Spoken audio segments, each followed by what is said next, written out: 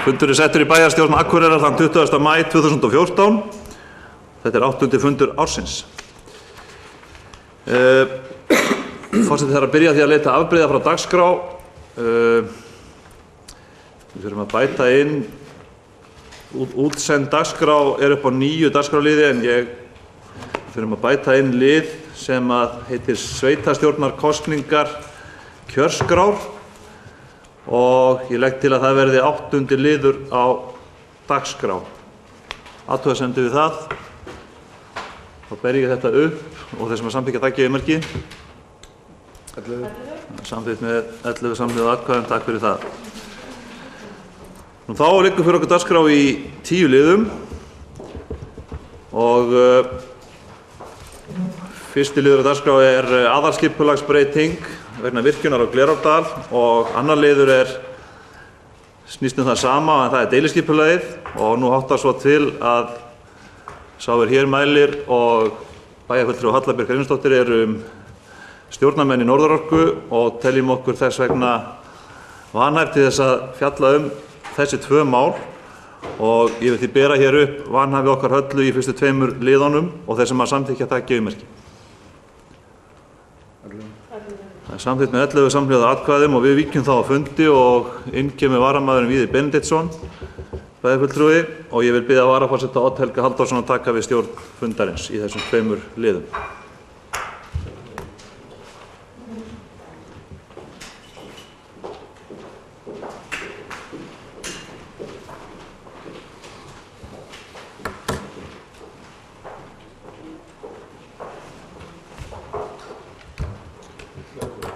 Já, við bjóðum varabæjarfulltrúa Víðir velkominn á fundinn og hefjum nú afgreiðslu þessa máls. Og fyrst það aðalskipulagsbreyting eins og forseti nefndi í virkjun á Glerárdal og það bæjarfulltrúi Silja Baldursdóttir sem hefur orðið.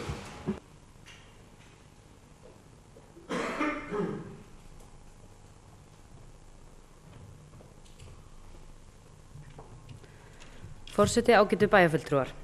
Fyrsti liður í fundargerð skipulagsnefndar dagsett 14. maí 2014. Skipulagstillaga var auglýst frá 21. febrúar með athugasemdafresti til 7. apríl 2014. Samhliða var auglýst deiliskipulag Glerárdals, auglýsingar birtust í lögbirtingablaði Dagskránni, Fréttablaðinu, skipulagsgögn voru aðgengileg í þjónustandi Ráðhúss Akureyrar á heimasíðu skipulagsdeildar og hjá Skipulagsstofnun innkomnar athugasemdir. Vegagerðin dagsett 21. mars 2014 sem gerir ekki athugasemdir tillöguna. Bæjarstjórn vísaði málinu þann 7. maí 2014 á ný til skipulagsnefndar þar sem umsögn Umhverfisstofnunar barst í tölvupósti 30. apríl 2014, dagsett 28. apríl 2014. Eftir að umsögnatími lauk þann 7. apríl 2014 og eftir afgreiðslu skipulagsnefndar 16. apríl 2014. Umhverfisstofnun kom með 4 athugasemdir, þeim hefur verið svarað, engar athugasemdir bárust frá íbúum. Skipulagsnefnd leggur til við bæjarstjórn að tillagan þannig breytt verði samþykkt og skipulagsstjóra falið að annast gildistöku hennar. Bæjarfulltrúi Silja Dögg hefur lokið máli sínu, orðið laust.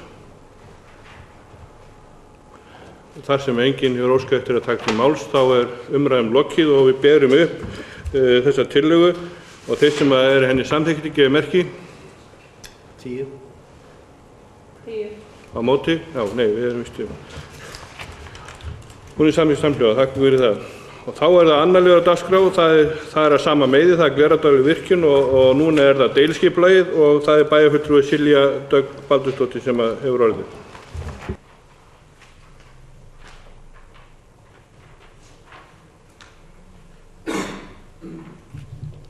Forseti, bráðmyndalegu bæjarfulltrúar. Annar liður fundargerð skipulagsnefndar dagsett 14. maí 2014. Skipulagstillaga var auglýst frá 21. febrúar með athugasemdafresti til 7. apríl 2014. Samhliða var auglýst aðalskipulagsbreyting vegna virkjunar á Glerárdal. Auglýsingar birtust í lögbirtingablaði Dagskránni og Fréttablaðinu. Skipulagsgögn voru aðgengileg í þjónustudyri Ráðhúss Akureyrar á heimasíðu skipulagsdeildar og hjá Skipulagsstofnun. Bæjarstjórn vísaði málinu þann 7. maí 2014 á ný til skipulagsnefndar þar sem umsögn Umhverfisstofnunar barst í tölvupósti 2. maí 2014. Eftir umsóknartími lauk þann 7. apríl og eftir afgreiðslu skipulagsnefndar 7. apríl 2014. Umhverfisstofnun kom með 7 athugasemdir og þeim hefur verið svarað og breytingar gerðar á texta og töflu umhverfisskýrslu. Engar athugasemdir bárust frá íbúum. Skipulagsnefnd leggur til við bæjarstjórn að tillaga þannig breytt verði samþykkt og skipulagsstjóra falið að annars gildistöku hennar. Bæjarfulltrúi Silja Dögg hefur lokið máli sínu, orðið er laust. Bæjarfulltrúi Ólafur Jónsson, gjörðu svo vel. Já, forseti, ágætu bæjarfulltrúar, ég get ekki látið hjá líða að koma upp undir þessum liðum. Ég finnst það skemmtilegt að það verði eitt af mínum síðustu verkefnum í bæjarstjórn að samþykkja deiliskipulag að virkjun á Glerárdal. Lengi og ég hef barist fyrir þessu máli og fengið ágætar undirtektir hér í bæjarstjórn og það hefur verið unnið vel að þessu máli innan bæjarstjórnar, innan skipulagsnefndar þegar þetta mál loksins fékk svona áheyrn og eins innan Fallorku. Þetta er 3,3 megavatta virkjun, græn orka sem ég er þess fullviss að verður til farsældar akureyringum og akureyrisku atvinnulífi.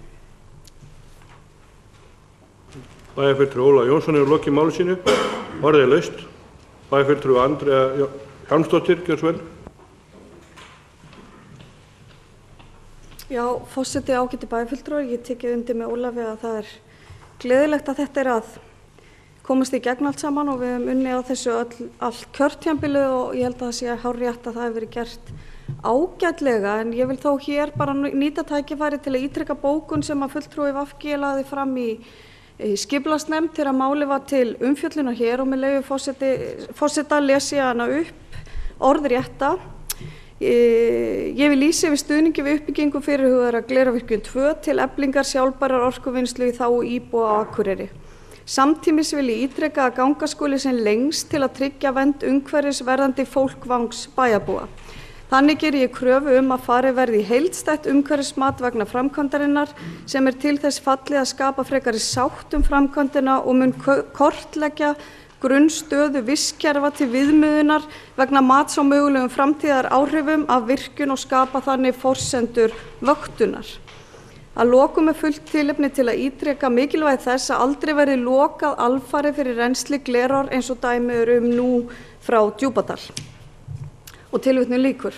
Þessa bókun lagði fulltrúi VG fram í skipulagsnefnd og við teljum að umsögn Umhverfisstofnunar og svör við henni gefi fullt tilefni til þess að við ráðumst með formlegri hætti en gert hefur verið í mat á umhverfisáhrifum, en við styðjum samt sem áður þessa deiliskipulagstillögu og höfum verið fylgjandi þessari virkjun og það er svona frekar þessi formsatri að það veri gengið í þetta með formlegri hætti að við reynum að ítreka þetta hér.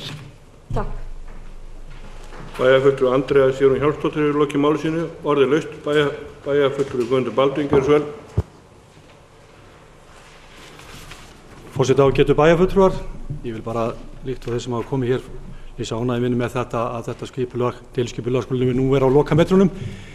Eins og menn vita þá hefur þetta verið allt kjörtímabili hér í gangi og ég tel bara ástæðu til að minnast á það að þessi kostur sem við erum nú að skipuleggja er mun betri kostur heldur en var lagt af stað með í upphafi kjörtímabils sem var nú frestað vegna þess að menn töldu fallorku og þar var mitt álit að fallorka væri kannski á þeim tímapunkt ekki í stakk eða er þetta tímapunkt til að fara í framkvæmdir í upphafi kjörtímabils en ég held að þessi frestur sem var þarna í upphafi kjörtímabilsins hafi orðið til þess að við höfum fundið ásættanlega lausn og þetta er allt því besta mál og ástæða fyrir okkur öll að fagna því að þetta skuli vera komið í gegn hérna í góðri samstöðu okkar í bæjarstjórn. Takk fyrir. Bæjarfulltrúi Guðmundur Baldvin Guðmundsson hefur lokið máli sínu, orðið er laust. Það hef ekki fleiri hvatt sér hljóðs og því göngum við til afgreiðslu þennan lið og þeir sem eru samþykkir bókun skipulagsnefndar gefið merki. 10. Það er samþykkt með 10 samhljóða atkvæðum. Þá er þessum tveimur liðum lokið sem að bæjarfulltrúi Geir Kristinn og Halla Björk voru vanhæf í og Við þakkum bæjarfulltrúa Víði fyrir settuna á fundinum og biðjum einhvern að hóa í þau inn á fundin aftur.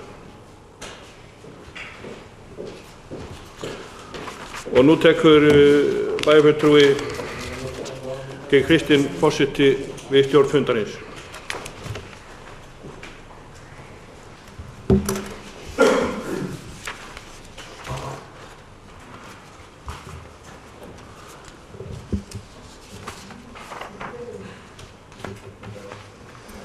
Já, takk fyrir það. Þá höldum við áfram og þá erum við komin í þriðja lið í dagskrá. Það er aðalskipulagsbreyting í Naustahverfi, Hagahverfi og það er bæjarfulltrúi Tryggvi Þór Gunnarsson sem tekur til máls.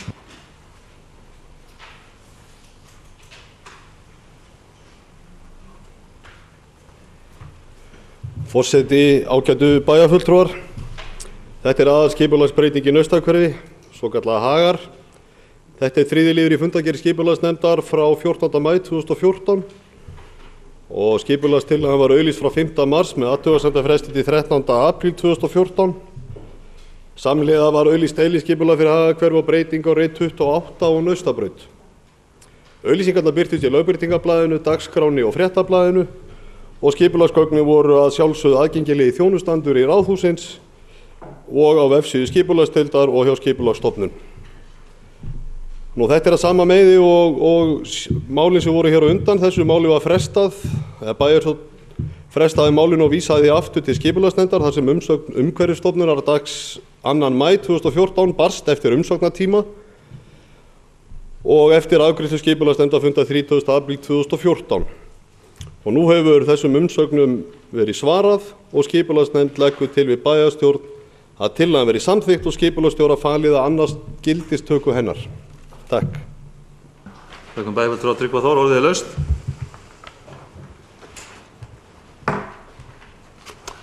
Sem enginn hefur hvatt sér hljóðs, þá ber ég upp þessa tillögu skipulagsnefndar og þeir sem að samþykkja hana gefi merki. 11. Samþykkt með 11 samhljóða atkvæðum. Takk fyrir það.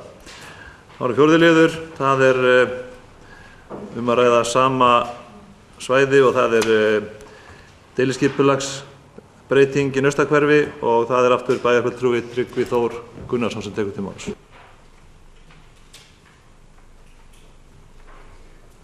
Já, forseti, ágætu bæjarfulltrúar.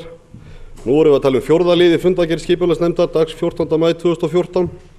Það er tillaga deiliskipulagi Naustahverfis þriðja áfanga ásamt tillögu að breyting á deiliskipulagi reits 28 á Naustabraut sem var auglýst 5. mars með athugasemdafresti til 13. apríl. Breyting á aðalskipulagi Akureyrar var auglýst samhliða. Auglýsingar birtust í lögbirtingablaðinu, dagskráni og fréttablaðinu og skipulagsgögnin voru aðgengileg í þjónustandri og á vefsíðu Akureyrarbæjar og skipulagsdeildar. 2 umsagnir og 2 athugasemdir bárust og einnig barst fundargerð nafnanefndar dags 17. mars 2014 þar sem lagðar eru til breytingar frá fyrri tillögu að götunöfnum. Bæjarstjórn vísaði málinu þann 7. maí 2014 á nýti skipulagsnefndar þar sem umsögn Umhverfisstofnunar dags 2. maí 2014 barst eftir að umsóknartíma lauk og eftir afgreiðslu skipulagsnefndar 30. apríl 2014.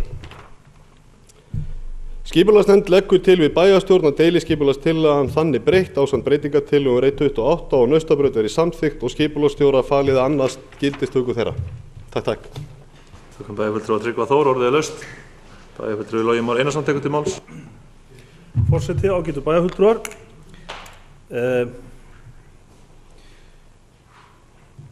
Ég fagna því í sjálfu sér að þetta skipulag skuli vera lagt fyrir vegna þess að það vantar orðið byggingarlóðir. Að því sleftu þá harma ég hins vegar örlítið þá uppgjöf sem felst í þessu skipulagi. Við höfum talað mjög mikið það á síðustu árum og það hefur verið bylgja, ekki bara hér á Akureyri, heldur víða land og ekki síst utanlands, í þá átt að við þurfum að fara að snúa okkur að sjálfbærara bæjarumhverfi. Þar sem við búum þéttar, búum nær vinnunni, nær tómstundunum og hvert öðru.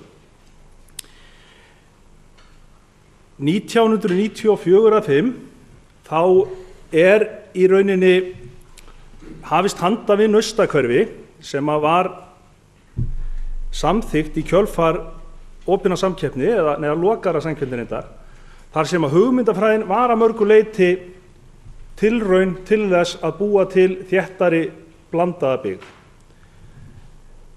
Margt í þeirri tillögu var í sjálfu sér ágætt, en allt sem að hefur verið gert síðan að hafist var handa við Naustahverfið hefur í rauninni gengið þvert þeim styrkleikum sem að menn héldu á lofti þegar að tillagan var valin.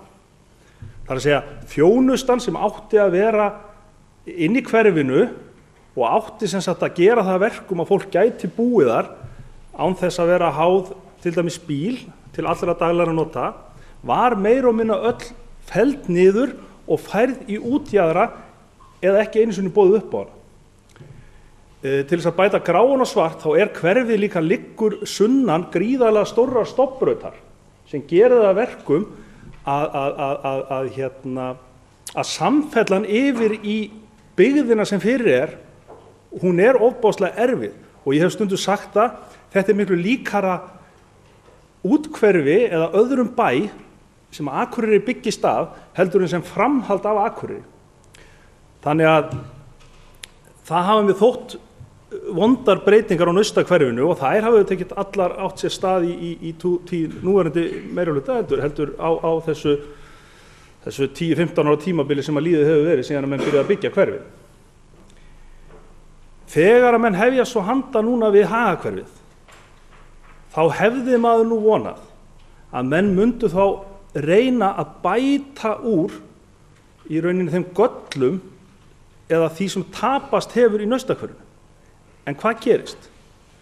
Menn byggja og skipuleggja típist útkverfi eins og gert var á árunum 60-70 sem allir bæir og allar borgir á Vesturlöndum að hverfa frá. Það er að segja hverfi með verslunarmiðstöðum tveimur í útjaðrinum sem er meira að segja slitið í sundur af svona enn einu svona, hvað ég að segja, físiska elementinu sem að liggur upp og niður sem í þessu tilfelli gil og annað slíkt. Þannig að þú veist að ætla það að einhver muni bú í Hagahverfi og labba inn í miðbæ Akureyrar, það er algjörlega útilokað mál. Menn hafa ekki einu sinni haft þá hugmyndaflug til þess að kúta Kjarnagötuna sem að dregur nafn sitt af styrkleika hugmyndarinnar, þannig að hún átti að vera gata í gegnum hverfið sem átti sem sagt að byggjast í kringum þjónustu. Menn gátu ekki einu sinni bara skorið þá það nafn og gefið götunni nýtt nafn restin á leiðinni inn í Kjarnaskóg, heldur heitur hún áfram Kjarnagata, en nú liggur Kjarnagatan ofan byggðarinnar og er bara svona típisk, eins og ég segi, típisk stofnbraut frá 7. áratugnum, eins og við þekkjum bara svo víða hérna í bænum okkar. Og mér þykir auðvitað leiðilegt að þurfa sem sagt að vera svona neikvæður út í þessa tillögu vegna þess að margt í henni er mjög gott. Það svona gætir sem sagt í rauninni vilja til þess að takast á við hlutan á sjálfbærari hátt. Það er meðal annars er vatni veitt aftur niður í lífríkið og menn snúa þau í braut að taka þetta allt inn í lokaða kanal og hendis út í sjó. Bílastæði eru skipulögð með miklu geðslegri hætti heldur en að við gerðum fyrra árum vegna þess að þetta er meira meðfram götum og þetta verður ekki svona áberandi einkenni í byggðinni. En grundvöllurinn eða grundvallaratriðið er samt það að hér er verið að festa í sexi þá hugsun að við eigum að búa í íbúðahverfi og svo eigum við að keyra í verslunarmiðstöðvar og leggja þar á risastórum bílastæðum og keyra aftur heim. Þannig að mér finnst þetta afturför og ég vona að þetta verði í síðasta skipti sem á Akureyri við byggt svona hverfi. Þakka bæjarfulltrúa Loga Má. Næst tekur til máls bæjarfulltrúi Ólafur Jónsson. Forseti, ágætu bæjarfulltrúar. Ég hef haft athugasemdir við þessa deiliskipulagstillögu þegar hún fór í auglýsingu og get hér í mörgu tekið undir með bæjarfulltrúa Loga Má Einarssyni. Hann talar náttúrulega hér af ákveðinni sérþekkingu, en ég sat í skipulagsnefnd og tek á mig margar þær breytingar sem voru gerðar á sem sagt hluta 1 og 2. Vegna þess að þær voru ekki að ganga upp samkvæmt óskum íbúana og mér þótti mjög miður þegar við þurftum að gefast upp fyrir þeirri stöðu að verslun og þjónusta færist úr hverfinu. Þar sem að ég hef gert athugasemdir við þessa tillögu horfir að samgöngumálum og ég gerði þar athugasemdir þegar við ræddum þetta fór í auglýsingu varðandi strætó að hann skuli ekki ganga hringinn í hverfinu og við sem að horfa til þess að engin íbúi þurfi lengra en 5 mínútna gang í strætó. Við þurfum að styrkja enn frekar almenningssamgöngur í bænum og mér þykir heldur miður að því að þetta mál fór nú aftur inn til skipulagsnefndar að menn skuli ekki hafa skoðað þessi mál frekar. Annað mál sem að ég imbraði á og ég sé að áheyrnarfulltrúi Sjálfstæðisflokksins í skipulagsnefnd hefur flutt tillögu en hún alveg í samræmi við mína tillögu sem ég reyndi að sendi í tölvupósti til skipulagsnefndar eftir síðasta bæjarstjórnarfund og það gekk út á það að gera tilraun til að dreifa umferðinni enn frekar í hverfinu. Og þar var ég að horfa til bara fjölda athugasemda sem við höfum fengið frá íbúum, hafa komið beint inn til skipulagsnefndar en eins líka á viðtalstímum bæjarfulltrúa. Að það mikil umferð neðst í hluta 1 í Tjarnartúni og að umferð væri ekki hleypt þar niður á Miðhúsabrautina. Og þess vegna þessi tillaga Stefáns Friðriks Stefánssonar áheyrnarfulltrúa Sjálfstæðisflokksins alveg í samræmi við mína tillögu sem gekk út á það að skoða að frá Nonnahaga yrði tekin akstursleið niður á Naustabraut. Það kostar eflaust lóðir en skipulagsnefnd sá ekki ástæðu til þess og svarar því að hérna með leyfi forseta með því að opna á tengingu milli Naustabrautar og Nonnahaga mun einbýlislóðum fækka og gæði lóðana meðal annars Nonnahaga rýrna vegna aukinna bílaumferðar auk þess að nýting safngötunnar Vilhelmsgötu mun minnka og þess vegna getur skipulagsnefnd ekki fallist á tillöguna. Mér finnst þetta og ég bara þið virðið mér til vorkunnar. Ég held að á þessu hafi ekki farið fram skoðun og þegar menn horfa hér og nefna að hér sé menn að fylgja rammatillögunni þá í ljósi þess hvernig við erum nú búin að breyta öllu fram og tilbaka í fyrri áfangum þá finnst mér þetta nú svona hálfklemmt. Í annan stað hélt ég að það væri svona hefði verið gegnum gangandi hérna hjá meirihlutanum að menn vildu dreifa umferð sem mest og lögðu töluvert á sig í þeim efnum. Og hérna ég held einmitt að það sé til þess að bæta gæðin í hverfinu ef að það hefði náðst fram og ekki síst að menn hefðu styrt hlut almenningssamgangna í þessari tillögu. Ég get við engan veginn samþykkta, mér finnst þetta ekki nægjanlega góð vinna og mun greiða atkvæði gegn þessari tillögu. Þökkum bæjarfulltrúa Ólafi Jónssyni, orðið laust, bæjarfulltrúa Guðmundur Baldvin Guðmundsson tekur til máls. Forseti, ágætu bæjarfulltrúar, ég langar bara að koma hérna upp aðeins til út af orðum bæjarfulltrúa Loga Einarssonar hérna þessa skipulagstillögu og get tekið undir margt af því sem hann kom fram í máli hans. Ég held að áheyrnarfulltrúi okkar framsóknarmanna í skipulagsnefnd hefur akkúrat haft þessa sýn á málinu og við höfum rætt þetta innan okkar véband og ég bara vil ítreka það sem kom fram í máli Loga. Ég vona það að í framtíð höfum við skipulagsmálin horfum aðeins öðruvísi á skipulagsmál þannig við séum ekki að búa til hér umferðarmenningu og útkverfi. Við vitum það að byggðin að færast meira og meira suður á sama tíma og okkar atvinnusvæði í norðri. Þannig ég held að það sé mjög mikilvægt að við reynum að skoða þessi mál, sérstaklega þegar kemur að vinnslu við aðalskipulagstillögu á komandi kjörtímabili. En hins vegar mun ég standa ekki í vegi fyrir þessari tillögu og mun greiða atkvæði vegna þess að okkar skylda það er okkar skylda að útvega í byggingarlóðir og það er búið að gera hérna. Það er margt gott í þessari tillögu en vonandi svona verða betri vinnubrögð eða bætt vinnubrögð á komandi árum. Takk fyrir. Þakkum bæjarfulltrúa Guðmundi Baldvin orðið laust. Bæjarfulltrúi Sigurður Guðmundsson tekur til máls. Forseti, ágætu bæjarfulltrúar. Þetta skipulag er búið að vera í vinnslu í rúmlega ár og mjög mikil sátt inni í skipulagsnefnd, meðal annars frá ykkar áheyrnarfulltrúum þarna inni.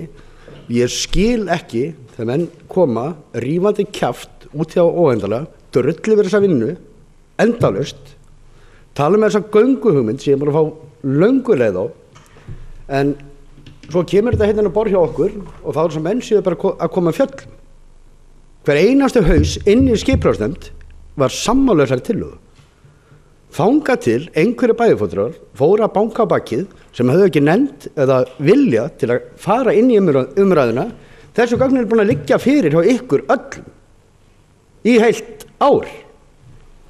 Og enn eina ferðina, rétt fyrir kosningar, ætla menn að búa til eitthvað máli sem skiptir ekki einu einasta máli sem er ykkar hugmynd, allavega þín bæjarfulltrúi Logi, þetta sé handbónýtt, sem er bara algjörlega ránd.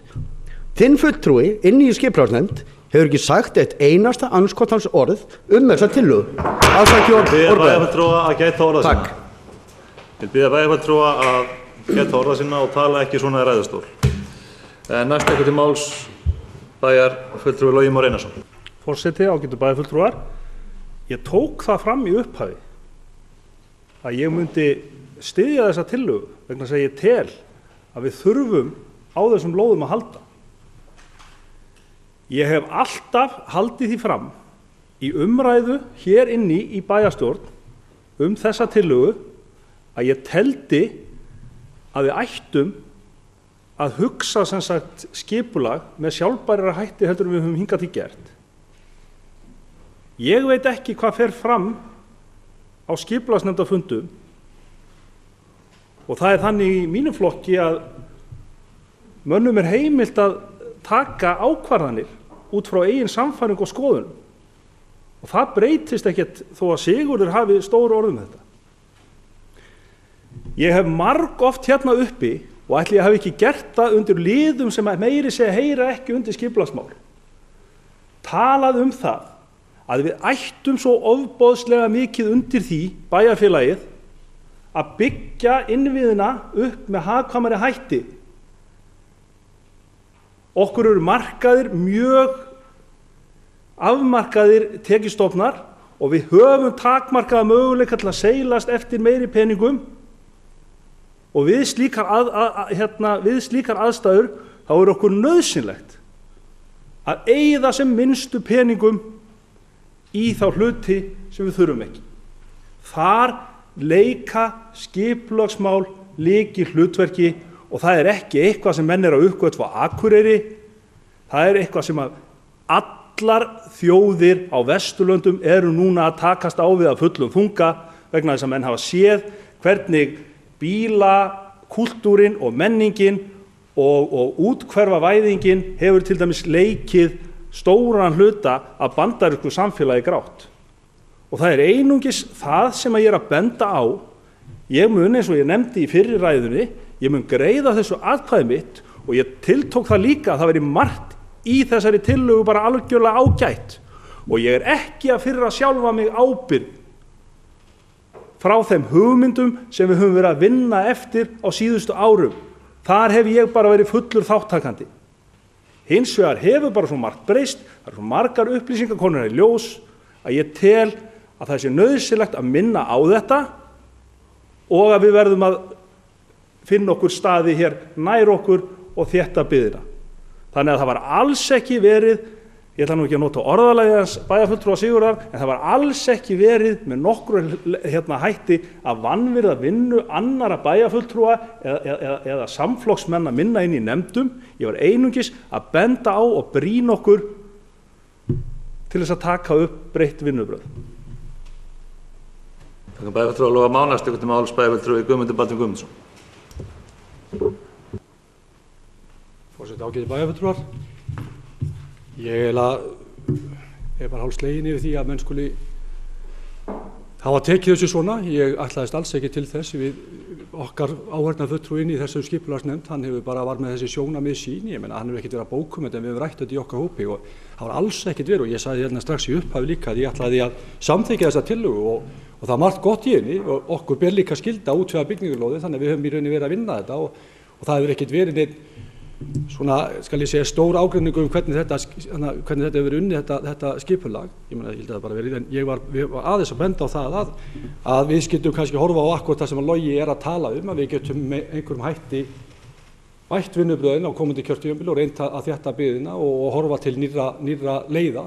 Það var fyrst og fremst það sem að ég kom með og mér finnst miður ef að menn þurfa að fara hér í pontu og æsa sig við því. Mér fannst þetta bara vera bara svona kannski umræða sem átti ekki að gefa tilmynd til þess að menn væri að rífast. Ég tók það líka fram að ég myndi greiða þess að tillögu atkvæði.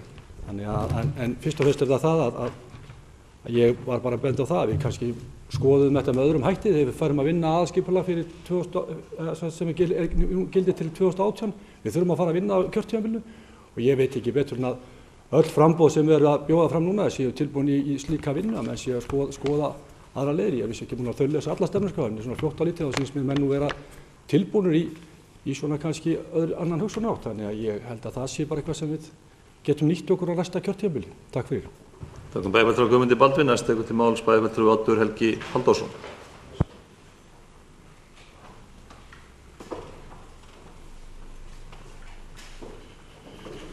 Forseti, góðir bæjarfulltrúar, ég ætla að byrja á það sem að bæjarfulltrúi Guðmundur Baldvin endaði. Aðalskipulags er einmitt til gildi til 2018 og nýjum sveitarstjórnum ber strax eftir kjör að ákveða það hvort að þeir ætla að taka upp aðalskipulagið eða ekki og það bíður nýrrar bæjarstjórnar.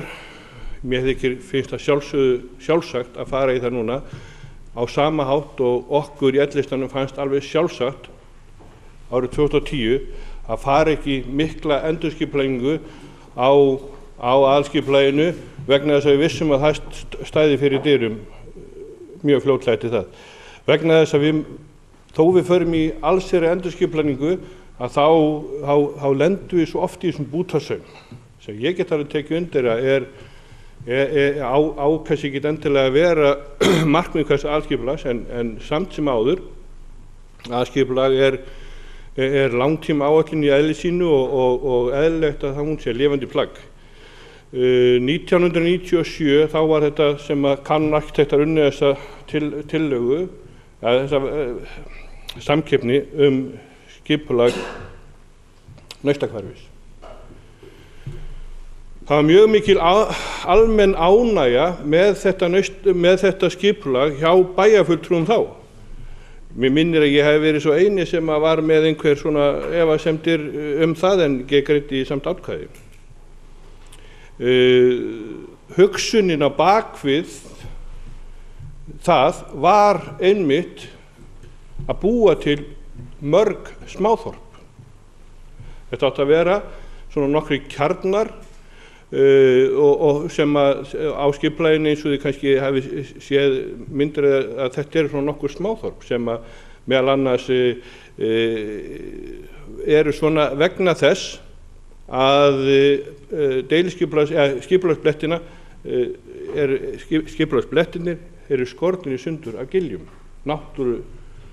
náttúrulegum aðstæðum. Ég var ekkert alltaf hress með þetta og hef stundum ekkert verið voða hress með þetta skipulag og vegna þess að það var kannski var eðli sínu ekki það að hugsunin á bakvið að það yrði ein samfélag í bænum, heldur átti þetta að vera svona nokkur kjarnar.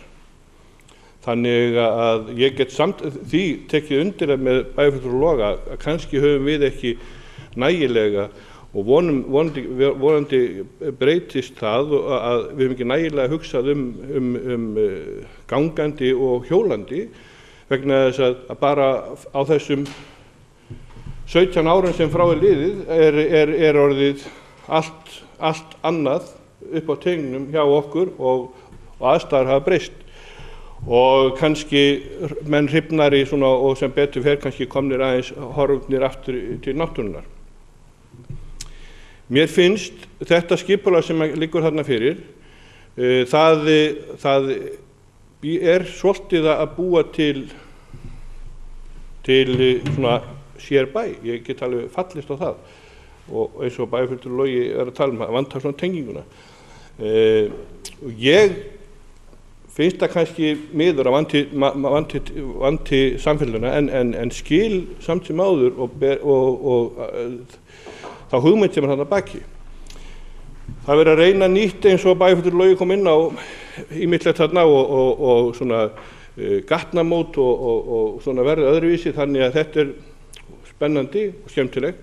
Við reyndum líka og höfum reynd það hérna á Akureyri í áratugi að vera með þjónustu út í hverfum. Ég get nefnt á sínum tíma þegar Sunnuhlíð var byggð, þegar þorpið var byggt, þegar átt að byggja upp í þjónustumiðstöð við Kjalasíðu, þegar átt að byggja þjónustumiðstöð við Hrísarlund sem hefur nú gengið hálf og Hjallalund, þar var líka eins og kannski muni átt að vera þjónustumiðstöð en á þessum árum og svolítið enn þá hefur verslunarmynstur og þjónustu ásókn okkar verið svolítið svona miðla í stóra kjarna. Ég var alveg til í að það myndi breytast. Ég sakna ennþá Jóns í Turninum og Gunnu í Oddbúðinni og svona. Þannig að kannski þarna í þessu hverfi með þessar torgamyndanir litlu og kannski komin aftur grundvöllur til þess að það myndist eitthvað þar inni. Þetta alveg saman eins og við höfum hugsað þegar við vorum að deiliskipuleggja Drottningarbrautarreitin og þegar að reyna að koma þjónustu svona inn á meðal íbúa. Þannig að ég mjög sáttur við þetta. Auðvitað hefði kannski eitthvað ég vil hafa öðruvísi. En ég mun að sjálfsögðu greiða þess atkvæði. Eitt varðandi Kjarnagötuna, ég held að það sé nú munni það nú alveg rétt að hún heiti Kjarnagata því að hún á að ná alveg sér í Kjarnaskóg. Og annað bæjarfulltrúi Logi, mig minnir að ef ég man rétt að þetta 3. áfanginn, 4. og 5. áfanginn hérna sunnan við og 7. áfanginn fyrir ofan. Þannig að meðan það auðvitað rétt að meðan að þetta hverfi að byggjast, þá verður Kjarnagatan svona útjaðar. En hún í heildarskipulaginu þá á hún að mynda áfram þessa Kjarnagötu inn í gegnum hverfið og vera miðjan. En ég mun að sjálfsögðu styðja þetta og þakka fyrir. Þakka bæjarfulltrúi Oddi Helganes, tekur til máls bæjarfulltrúi Ólafur Jónsson. Forseti, ágætu bæjarfulltrúar, því að bæjarfulltrúi Oddur Helgi Halldórsson fór að koma hér inn á aðalskipulagið, þá hef ég nú ítrekkað úr ræðustóli hér í bæjarstjórn lýst svona yfir undrum minni að aðalskipulagið hafi aldrei verið tekið til endurskoðunar á þessu kjörtímabili. Auðvitað sérstakt í ljósi þess að fyrir síðustu kosningar voru þessu stóru skipulagsmál svona þunga miðja kosningabarátturinnar og ég held að nýr meirihluti hafi nú meðal annars komið hér inn vegna þess að menn vildu sjá breytingar í þeim efnum. Það þótti ekki ástæði til þess. Annað sem mér fannst eðlilegt að við færum í vinnu við aðalskipulagið var að það var slaki í framkvæmdum. Þá rúm til þess að vinna hlutina þegar hægt að draga andan aðeins dýpra og rólegra og ekki síst í ljósi þess og ég lagði nú meðal annars tillögur í það í fjárhagsáætlun gerð að það verið lögð áherslu á þetta til þess að þetta tæknifólk í bænum hefði vinnu á erfiðum tímum. Svona sveiflujöfnun aðgerð. Ég hef ekki tölu, ég nefndi það held ég hér á síðasta bæjarstjórnarfundi allar aðalskipulagsbreytingar sem hafa verið gerðar. Ekki meiri orð en það. Ég ætla nú ekki að taka þessi orð bæjarfulltrúa Sigurðar Guðmundssonar til mín. Ég hef komið með efnislegar athugasemdir við þessa tillögu þegar hún hefur rædd í bæjarstjórn Og mér finnst svolítið sérstakt að því að nú eru allir að tala að það er að hlusta á raddir fólksins, íbúalýðræðið. Kosningar og aðkomu og ráð og annað og ég ætla ekki að gera lítið úr þessu. Þó ég oft skuli viðurkenna hér að ég svona sjái fyrir mér ýmsa annmarka á þessum öllum loforðum. En þegar ég horfi svona á eitt atriðið sem við erum búin að fá ábendingar í bæjarstjórn og skipulagsnefnd hefði átt að fanga upp að því það er búið að skila því inn til hennar úr bæjarráði, ekki einu sinni, ekki tvisvar, ekki þrisvar, einmitt þessi umferðarmál. Og þá varð ég nú bara hér eins og steinrunni tröll þegar ég kom hér og sá að menn hefði bara ekkert hugsað út í þetta. Og þegar mér bent á þetta, þá segir, heyrðu, það tapast þær lóðir. Þakkum bæjarfulltrúa Ólafi, orðið laust. Bæjarfulltrúi Oddur Helgi tekur til máls.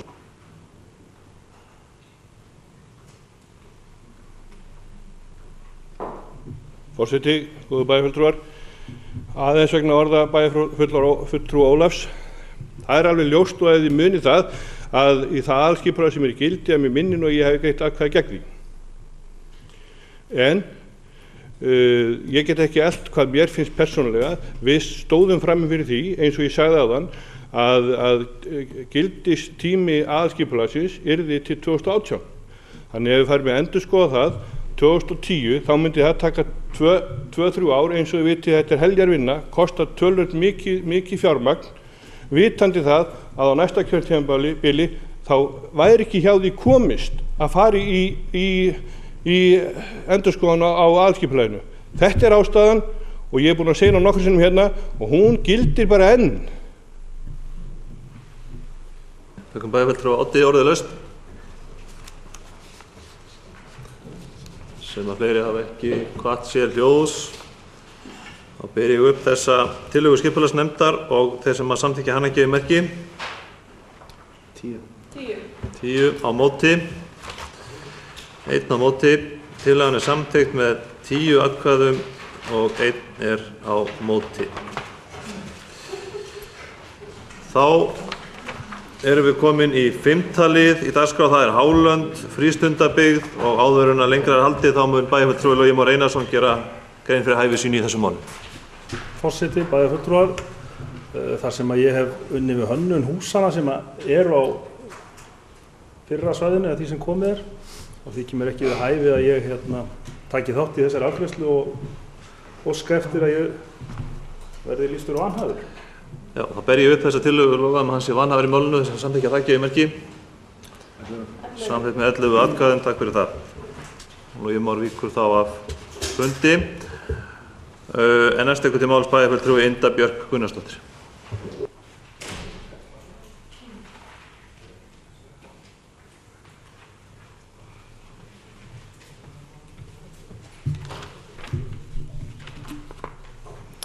Forseti, ágætu bæjarfulltrúar. Þetta er 7. liður í fundargerð skipulagsnefndar dagsetta 14. maí 2014. Skipulagstillagan var auglýst frá 27. mars með athugasemdafresti til 7. maí 2014. Auglýsingar birtust í lögbirtingablaðinu og dagskráni. Skipulagsgögn voru aðgengileg í þjónustu Andrei Ráðhúss Akureyrar og á heimasíðu skipulagsdeildar. Með tillögunni er lögð fram hljóðskýrsla sem unnin var vegna breytingatillögu aksturs íþróttasvæðisins dagsetta 19. apríl 2014. Vegna þessa var óskað eftir umsögnum frá 13 aðilum og það bárust 8 umsagnir. KKA, Aksturs íþróttafélag, Vegagerðin og Minjastofnun höfðu ekki athugasemdir við tillöguna. Hestamannafélagið Léttir dagsett 29. apríl 2014 óskaði eftir að gert verði ráð fyrir göngu- og reiðstígi gegnum skipulagssvæðið Hálanda sem tengir fyrirhugaðan fólkvang á Glerárdal og hesthúsahverfið Hlíðarholt. Svarið við þessu var: skipulagsnefnd tekur jákvætt í erindið en vísar að öðru leyti til endurskoðunar aðalskipulags Akureyrarbæjar. Norðurorka vill koma á framfæri að stækkun húsa á svæðinu mun hugsanlega leiða til þess að lagnakerfið þurfa að taka aukinn flutning miðað við upphafsáætlun stærðir húsa. Norðurorka telur þó að umrædd stækkun sé ekki svo mikil að breyta þurfi hönnun núverandi kerfis. Ekki þurft að svara þessu. Vetrar Íþróttamiðstöð Íslands og Guðmundur K. Jónsson, forstöðumaður Hlíðarfjalls, komu með nánast eins athugasemd. Gerð var tilraun nýja skíðaleið frá skíðahóteli að Hálendum. Skíðaleiðin liggur í gegnum frístundabyggðina sem kallar á endurskoðun skipulags Hálanda. Með því að setja niður bílastæði sunnan við Hlíðarfjallsveg við Hálönd væri hægt að lengja skíðasvæðið umtalsvert. Og svarið við þessu var: frístundabyggðin í Hálendum er á skilgreindu eignarlandi og því ekki í eigu Akureyrarbæjar. Skipulag svæðisins er unnið í samráði við eigendur svæðisins og miðast við þá nýtingu sem óskað var eftir. Skipulagsnefnd sér ekkert því til fyrirstöðu að skíðaleiðin verði notuð en þó þannig að hún endi ofan Hálanda. Og síðan kom ekki athugasemd frá Umhverfisstofnun, eða þeir gerðu ekki athugasemd við tillöguna. Engar athugasemdir bárust heldur frá íbúum. Skipulagsnefnd leggur til við bæjarstjórn að tillagan verði samþykkt og skipulagsstjóra falið að annars gildistöku hennar. Takk fyrir.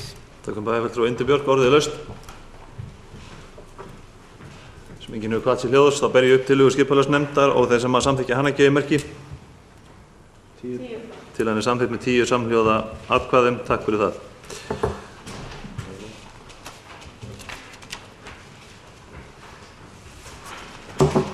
Kemur bæjarfulltrúi Logi Már aftur til fundar. Þá förum við í 7. liði dagskrá, það er hafnarsvæði sunnan Glerár, deiliskipulagsbreyting Grímseyjargötu 3 og Strýtu og það er bæjarfulltrúi Halla Björk Reynisdóttir sem tekur til máls.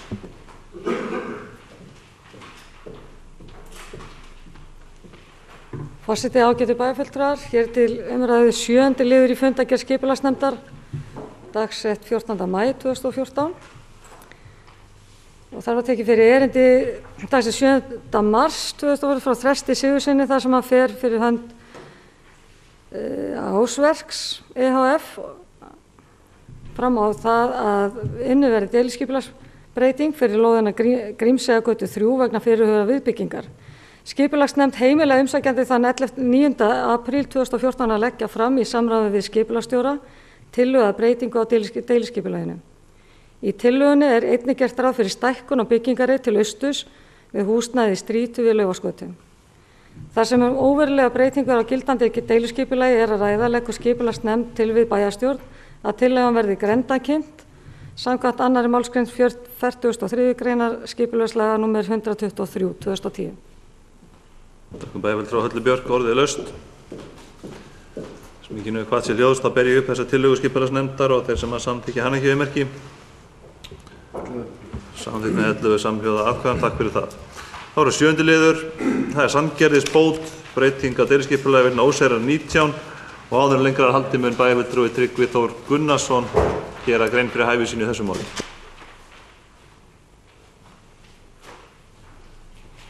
Forseti, ágætu bæjarfulltrúar. Ég ætla að lýsa yfir vanhæfi mínu í þessu máli vegna vensla við viðkomandi aðila sem er óska eftir þessari lóðabreytingu og ég óska eftir að bæjarfulltrúar kjósa vanhæfi mitt. Takk.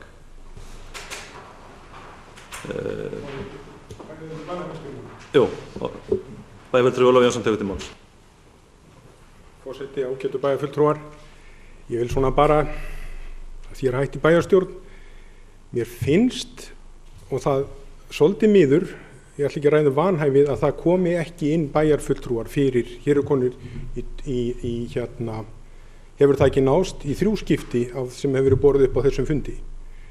Og vanhæfi hefur 2 hliðar, það er að menn séu ekki að taka á málum sem tengjast þeim einum hætti og það megi draga það í ef að heilindi þeir í málinu. En menn geta, sem að ég tek fram á ekki við í þessu, en þegar bara myndast svona verklag, menn geta komið sér undan því að taka á erfiðum málum líka. Þannig að ég vildi bara koma því til hliðar. Þetta hefur 2 hliðar vanhæfi og hér eru 3 tilvik í bæjarstjórn í dag, eða fleiri, ég man það ekki, og ég vona að á þessu verði breyting. Takk. Takk bæjarfulltrúi Ólafi. Orðið er laust þessa tillögu bæjarfulltrúi Tryggva. Bæjarfulltrúi Sigurður tekur til máls. Forseti, ágætu bæjarfulltrúar. Mér finnst hjáseta líka í afgreiðslu mála undir sama hatti. Takk. Við erum að ræða þetta meint vanhæfi en orðið er laust. Ber ég upp þessa tillögu bæjarfulltrúi Tryggva vanhæfi hans í þessu máli og þessum að samþykkja hann að gefa merki. 11. Samþykkt með 11 samhljóða atkvæðum og bæjarfulltrúi Tryggvi víkur þá á fundi og hans sæti tekur bæjarfulltrúi Víðir Benediktsson. Nú þá tekur til máls bæjarfulltrúi Oddur Helgi Halldórsson.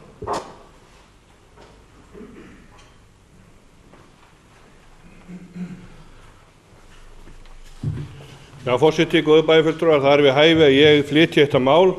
Þetta er beint úr hjarta okkar bótfara því að þetta er niður í bót. Það sem verið að ræða er gamli barnaskólinn. Að sá sem á að núna hann vill fá að byggja við hann en gamli barnaskólinn var byggður 1908 og ég gerir ráð fyrir því að það stendur 1910 í gögnunum, það verður bara að leiðrétta það, hann var byggður 1980, tekið í notkun þar og gegndi með hliðum stöðu barnaskóla til 1938. Byggður af vanefnum en þó var þetta stórkostlegt hús á sínum tíma. Samkvæmt lögum núna 100 ára hús eldri sjálfkrafa friðuð, þannig að þegar að eigandi þessa lóðar og vildi fara að byggja við, þá var vönd að ræða en eigendurnir hafa verið mjög liðlegir með það að reyna að vernda húsið á þann hátt afturkræfar aðgerðir sé að ræða þannig að ef einhvern tíminn í framtíðinni þetta hús, gamli barnaskólinn, fær þann sess sem að mér finnst að eigi að fá í mínum huga, að þá er hægt að þessi viðbygging, hún er slitin frá húsinu, þannig að hún á ekki að skemma það. Þannig að þetta er raun og veru smá breyting, bara verið að setja þarna byggingareit inn á lóð sem að hefur verið til. Þannig en það er bara þetta merkilega hús sem byggt var af miklum eldmóð en vanefnum sem að gera það verkum að þetta er mér svo hjartfólgið. Þannig en þetta er í sjálfu sér skipulagslega lítið mál og því leggur skipulagsnefnd til að þessi tillaga verði bara grenndarkynnt og leggur til við bæjarstjórn að það verði gert og ég legg það til hér með. Það kom bæjarfulltrúi Oddi Helga, orðið laust. Sem enginn hefur hvað sér hljóðust, þá ber ég upp þessa tillögu skipulagsnefndar og þess að maður samþykki hana gefimerki. Samþykkt með 11 samhljóða atkvæðum. Takk fyrir það.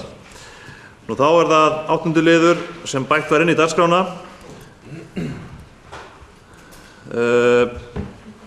Hann heitir Sveitarstjórnarkosningar 31. maí 2014, kjörskrá og hér er komið fram tillaga sem hljóðar svo. Afsakið, skulum fá bæjarfulltrúa Tryggva aftur inn á fundinn.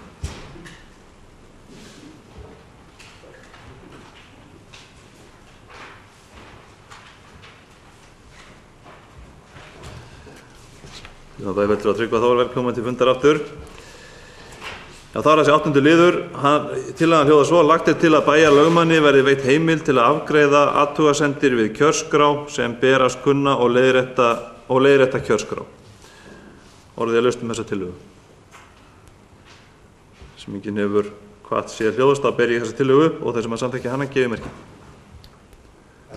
Samþykkt með 11 samhljóða atkvæðum. Takk fyrir það. Þá er það 9. og síðasti liðurinn í dagskránni, það er skýrsla bæjarstjóra þar sem að bæjarstjóri Eiríkur Björn Björgvinsson fer yfir helstu atriði í sínum störfum frá síðasta bæjarstjórnarfundi. Forseti, ágætu bæjarfulltrúar. Síðasti bæjarstjórnarfundur var haldinn þriðjudaginn 7. maí síðastliðinn og daginn eftir að þá var haldinn sérstakur fundur með hverfisnefnd Holta og Hlíðahverfis vegna ábendinga sem hefur komið frá þeim verkefni sem voru unnin í umhverfisverkefni sem hefur unnin í hverfinu þar og okkur tókst á þessum fundi að leiðrétta ákveðin misskilning sem hefur verið í gangi. Við vorum að fara yfir fjárhæðir sem eru veittar til verkefna í hverfinu og þar var bara kom það skýrt fram að sjálfsögðu hefur hverfisnefndin ekki heimild heldur bara rauninni rétt á því að fá upplýsingar hver staða framkvæmdan og þetta var svona spurning það að við værum að veita þær upplýsingar á réttum tíma til þeirra. Þannig ég vona að þessu búin að koma í veg fyrir ákveðin ágreining sem var á milli okkar og hverfisnefndarinnar. Ársfundur bæjarstjóra var haldinn hérna í lok þar síðustu viku og hann var haldinn á Dalvík og í Fjallabyggð. Þá sömu helgi þá var hér líka landsmót kvennakóra og ég var gestur fyrir sveitarfélagsins á hátíðartónleikum sem var haldnir í Hofi að því tilefni. Þennan sama dag sátum ég og forseti bæjarstjórnar móttöku vegna þess að nýr sendifulltrúi Tælands á Íslandi kom hingað og heimsótti okkur. Við sátum það ásamt fulltrúum Taílendingafélagsins á Norðurlandi. Mánudaginn 12. maí síðastliðinn þá komu hingað fulltrúar sem eru með hugmyndum að byggja hér upp sjónminjasafn og lögðu fram hugmyndir til sveitarfélagsins það. Starfsdagur stjórnanda var haldinn 13. maí síðastliðinn og rétt að upplýsa það líka hér að vegna þess að þann dag átti ég einnig fundi vegna málefna öldrunarlækna hjá öldrunarstofnun bæjarins en þau mál og ásamt málefni starfsmanna á öldrunarheimilum hafa verið í vinnslu, þannig rétt að upplýsa það hér að þau mál eru enn í vinnslu og ekki alveg sé fyrir endan á þeim málum ennþá. Þennan dag var líka voru viðurkenningar skólanefndar þar sem voru veittar viðurkenningar til nemenda og starfsfólk sem hefur skarað fram á einhvern hátt í skólastarfi á liðnum vetri. Aðalfundur Samorku var haldinn 14. og 15. maí síðastliðinn og ég ávarpaði fundinn fyrir hönd sveitarfélagsins og einnig var það 14. maí síðastliðinn og þá var líka haldinn aðalfundur Hafnasamlags Norðurlands sem ég satt fyrir hönd sveitarfélagsins. Fimmtudaginn 15.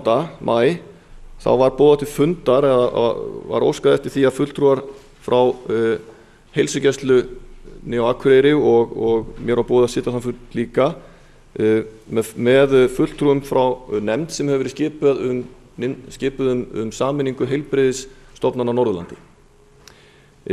Fulltrúar í þessum samningahópi eru Guðbjörg Pétursdóttir, ráðgjafi, Stefán Þórarinsson, fyrrverandi yfirlæknir og Jón Helgi Björnsson, framkvæmdastjóri heilbrigðisstofnunar Þingeyinga og hann kannski betur þekktur bæjarfulltrúi hér sem bæjarfulltrúi í Norðurþingi.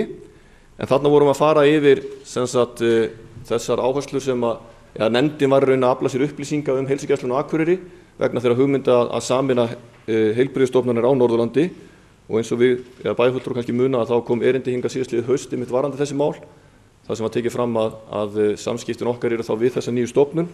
Þannig að við vorum að fara þá meðal annars yfir rekstur heilsugæslunnar hér hjá okkur og upplýsa nefndina stöðuna hjá okkur. Og það í þessum ljósi er kannski rétt að nefna það að ég er náttúrulega búinn að vera líka að vinna síðastliðnu daga á vikur í samstarfi við velferðarráðuneytið varðandi heilsugæsluna og við þekkjum þau mál nú aðeins en ég hef sent til ráðuneytisins tillögur að samningi og fengi svar tilbaka frá ráðuneytinu það að einungis standi til eða til boða að greiða til okkar 25 milljónir til viðbótar við rekstrarframlagið en þá stendur ennþá eftir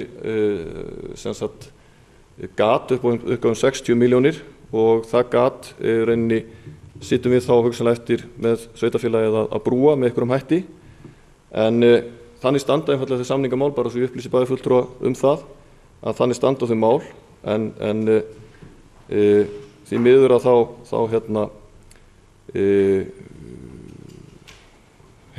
hafa samningar ekki náðst málið.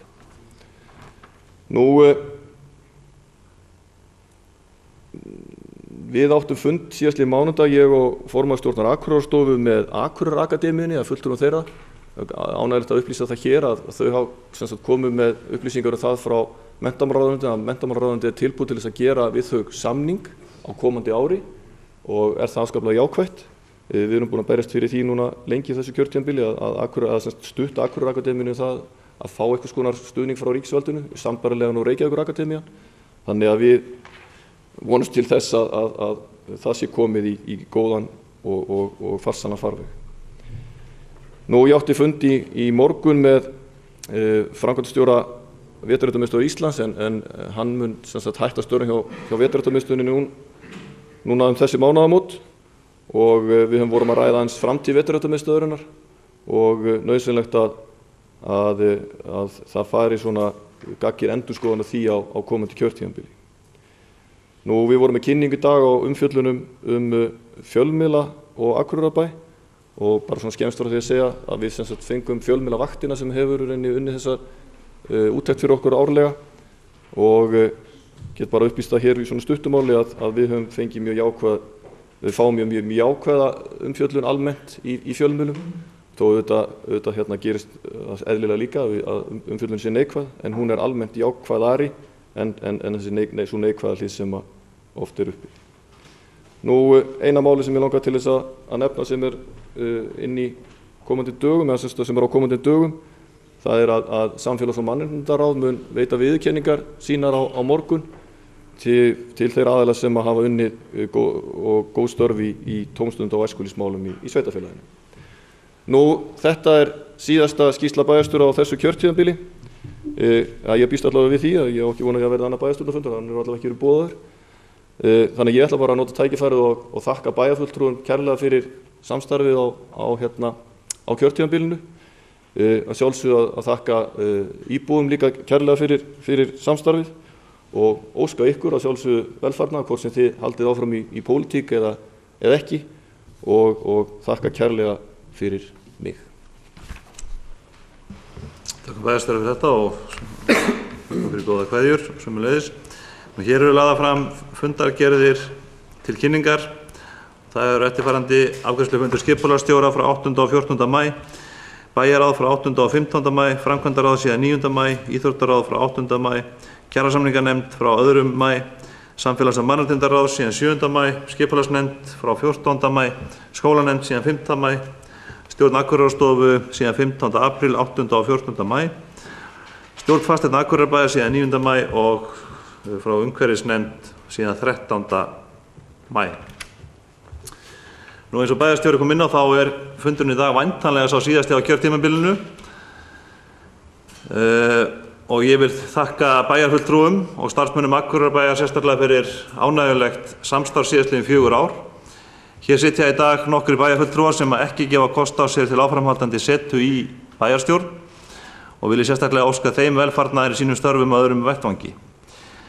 Þá vil ég færa bæjarfulltrúanum Oddi Helga Halldórssyni sérstakar kveðjur enda kveður hann nú bæjarstjórn eftir 20 ára setu, 3 ár sem varabæjarfulltrúi og 17 sem bæjarfulltrúi og eru honum sérstaklega þökkuð góð störf í þágu Akureyrarbæjar í öll þessi 20 ár. Þá dagskráin á enda.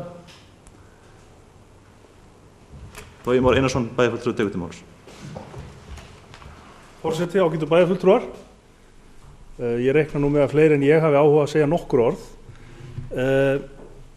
Ég ætla bara að byrja á því að þakka kærlega fyrir samstarfið og sérstaklega Oddi Helga Halldórssyni vegna þess að hann vann náttúrulega ótrúlegt afrek fyrir 4 árum og það ekki óverðskuldað þegar menn eftir 13 ára samfellda setu í bæjarstjórn brettu ermarnar og landa hreinu meirihluta með frambjóðendum sínum. Þannig að ég ætla að þakka meirihlutanum fyrir ágætt samstarf.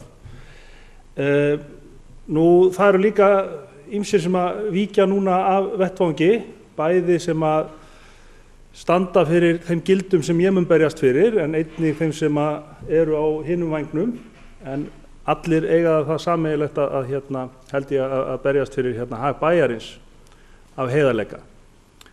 Og ég á mér þá ósk í lokin að næsta bæjarstjórn muni strax frá upphafi hefjast handa við það í samstarfi við ríkið að vinna að undirbúningi þess eftir rúm 4 ár að Akureyri verði fyrst stórra sveitarfélaga til þess að gera tilraun með persónukosningar til bæjarstjórnar. Ég held að þetta sé eitthvað sem við ættum öll að geta sameinast vegna þess að þó að við stöndum auðvitað fyrir mjög ólík gildi og aðhyllumst kannski heildarstefnu flokks okkar, þá eru bæjarmálin sérstök og þau eru staðbundnari og ég held að þetta væri farsælt skref og ég hef heyrt fleiri bæjarfulltrúa að tala á þessum nótum, en ég þakka ykkur kærlega fyrir samstarfið. Tökum bæjarfulltrúa Loga Má og næst tekur til máls bæjarfulltrúi Guðmundur Baldvin Guðmundsson. Forseti, ágætu bæjarfulltrúar, ég vil byrja á því að þakka forseta fyrir hans orð í garð okkar bæjarfulltrúa og byrja það ég að óska honum farsaldar á nýju vettvangi. Hann kveðja okkur í bæjarstjórn, en ég vil líkt og bæjarfulltrúi Logi sérstaklega beina á orðum mínu til bæjarfulltrúa Odds Helga Halldórsson sem nú að láta af störfum hér í bæjarstjórn eftir 20 ára setu og þar af 17 ára samfelldarsetu. Þetta vissulega langur og góður tími og ég eins og bæjarfulltrúi Logi tek heilshugrandi það og það er mín sannfæri og ég hef alltaf haldið því fram að Oddur Helgi bæjarfulltrúi hefur unnið af heilundu fyrir samfélagið sitt og gert það ansi vel. Þannig að ég færi honum bara bestu árnaðaróskir á þessum tímamótum og ég bara þeir bæjarfulltrúar sem ekki að bjóða sér fram hér í dag þá það bara þannig að ég kem til að sakna þeirra. Þetta hefur verið gott samstarf, mér hefur þótt gaman að vinna með þessu fólki og ég vona það að mér beri gæfa til þess að setjast í bæjarstjórn eftir komandi kosningar og ég veit að það verður nýtt fólk sem kemur inn og ég veit að það verður breytingar en ég hef samt mikla væntingar til þess fólk sem að bjóða sér fram. Þetta gott fólk og verður skemmtilegt að vinna með þessu fólki og ég vonast til þess að samvinnan á komandi kjörtímabili verði góð. Hún var góð á þessu kjörtímabili og jafnvel kannski bara viðameiri samvinna, ég tala fyrir því en engu að síður þá hefur samvinnan á þessu kjörtímabili að mínum mati verið mjög góð, þannig að fyrir það ber að þakka. En það var bara þetta sem ég langaði svona að segja. Ég var óska öllum þeim sem að fara hér úr bæjarstjórn velfarnar í framtíð. Takk.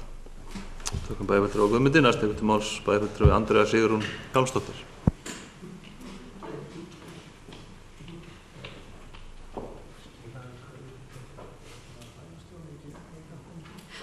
Forseti, ágæti bæjarfulltrúar, ég ætla að byrja á að skila kveðju frá bæjarfulltrúa Loga Má Einarssyni til bæjarstjóra.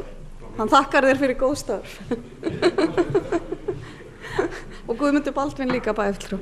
Þetta að vera ansi hátíðlegt hérna, ég var eiginlega farin að klökkna hann í sætinu. Ég vil þakka Oddi fyrir gott samstarf og öllum sem hér sitja. Ég ein af þeim sem að hætta í bili, minnsta kosti.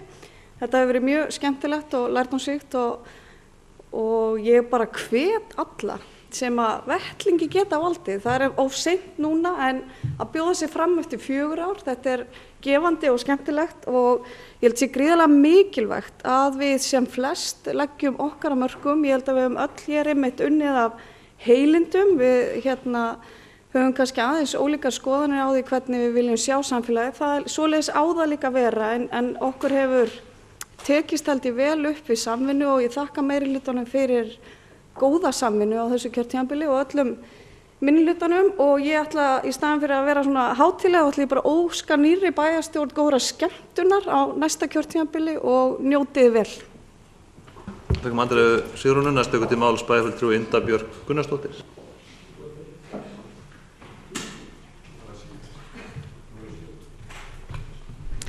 Forseti, ágætu bæjarfulltrúar, þar sem þetta væntanlega minn síðasti bæjarstjórnarfundur, ég ætla að skilja gluggann eftir opinn eins og bæjarfulltrúi Andrea.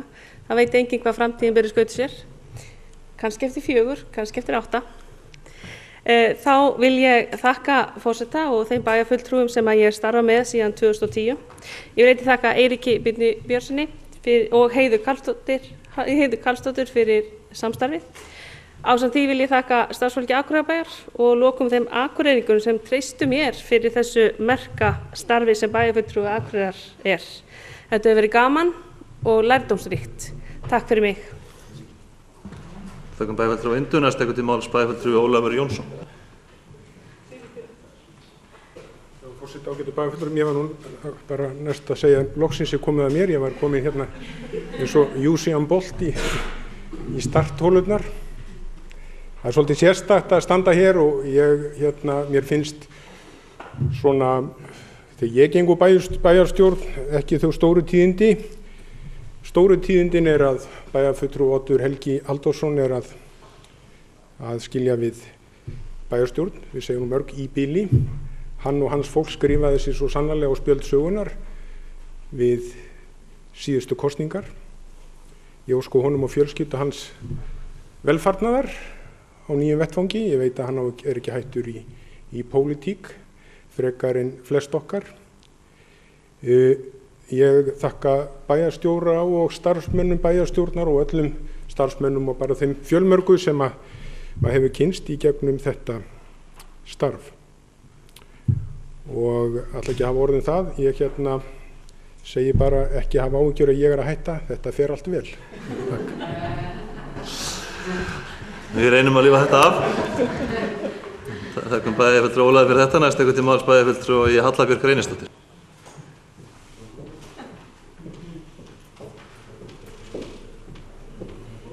Já, forseti, ágætu bæjarfulltrúar. Ég ætla svo sem eins og aðrir að þakka fyrir samstarfið, bæði meiri og minni hluta.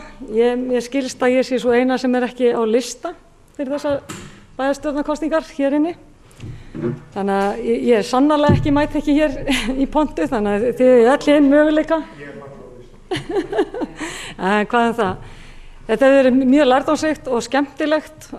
Stundum hefur þetta tekið á, en mestan partinn bara verið mjög ánægilegt og ég vil þakka sérstaklega Oddi Helga og Geir Kristni, kannski líka vegna þess að við sitjum líka í bæjarráði og það hefur verið þétt og gott samstarf okkar á milli. Ég vil þakka þeim sérstaklega fyrir þessi 4 ár. Bæjarstjóra og Heiðu og öllum starfsmönnum og bæjarbúum einmitt fyrir að treysta manni fyrir starfinu. Þetta enn og aftur, takk fyrir gott samstarf og óska ykkur öllum velfarnaðar og nýri bæjarstjórn bara, góðs gengis. Þetta er ekkert nema skemmtilegt. Bæjarfulltrúa Höllu Björk, næst til máls bæjarfulltrúi Tryggvi Þór Gunnarsson.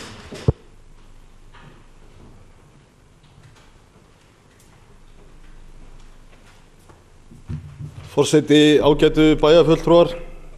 Ég kem hér upp eins og aðrir bæjarfulltrúar og vil fá að þakka forseta og bæjarfulltrúum og starfsmönnum hér í bæjarstjórn, þá henni Heiðu og bæjarstjóranum Eiríki fyrir gott samstarf.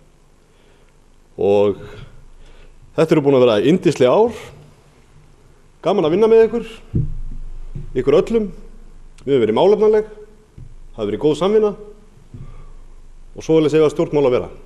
Takk fyrir mig. Þakkum bæjarfulltrúa Tryggva Þór, næst til máls bæjarfulltrúi Sigurður Guðmundsson. Forseti, ágætu bæjarfulltrúar. Ég ætla nú að byrja á því að þakka bara Akureyringum fyrir það að hafa kosið mig inn í þessa bæjarstjórn fyrir 4 mánuðum síðan. Að gefa mér þetta góða tækifæri til að koma inn í bæjarstjórn og starfa með ykkur sem hérna inni eruð. Og fyrir það samstarf vildi ég þakka kærlega. Þetta búið að vera mjög gefandi tími, mjög tímafrekur og það er mikið á stórum verkefnum framöndan. Ég vildi bara leggja til 3 hluti fyrir komandi bæjarstjórn. Hugsiði vel börnin okkar, gamla fólkið og allar háspennulínur í bæjarlandinu í jörð. Þetta nú svona einu skilaboðin sem ég vil senda inn í næstu bæjarstjórn. Ég vildi líka þakka öllum starfsmönnum bæjarins sem hefa starfað með okkur, öllum nefndafólkinu og bara öllum Akureyringum enn og aftur. Takk fyrir mig. Þakkum bæjarfulltrúa Sigurði, næst til máls bæjarfulltrúi Oddur Helgi Halldórsson.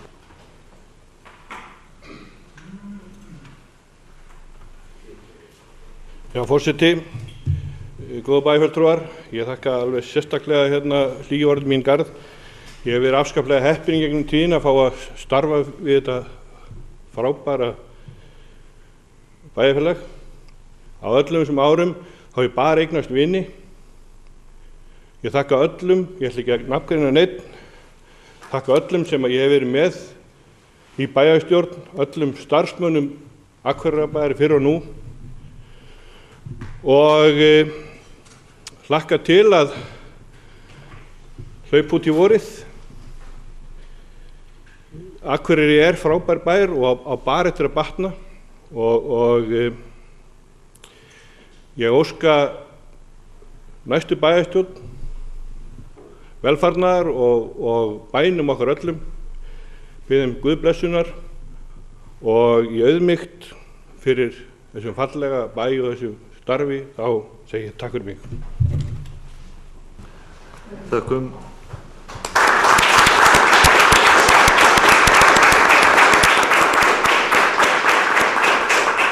Þökkum bæjarfulltrúa Oddi og ég þakka góða kveðjur í minn garð. Það hefur hæfið að slíta þessum síðasta bæjarstjórnarfundi á þessum hjartnæmu nótum. Við segjum fundi slitið klukkan 17:25.